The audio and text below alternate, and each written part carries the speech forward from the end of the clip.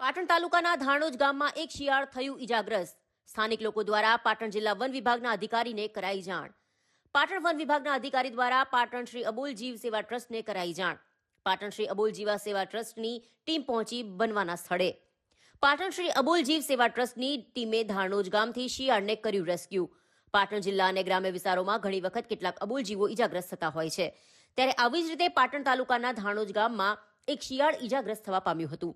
ત્યારે પાટણ શ્રી અબોલ જીવ સેવા ટ્રસ્ટની ટીમ દ્વારા તાત્કાલિક અસરથી પ્રાથમિક સારવાર આપી તેને પાટણ જિલ્લા વન વિભાગના રેસ્ક્યુ સેન્ટર ખાતે વધુ સારવાર માટે મૂકવામાં આવ્યું છે. પાટણ તાલુકાના ધાણોજ ગામમાં એક શિયાળ ઈજાગ્રસ્ત થતા સ્થાનિક લોકો દ્વારા પાટણ જિલ્લા વન વિભાગના જયેશભાઈ દેસાઈને જાણ કરી હતી. ત્યારબાદ જિલ્લા વન વિભાગના દ્વારા પાટણના શ્રી અબોલ જીવ સેવા ટ્રસ્ટને ટેલિફોનિક જાણ કરી હતી.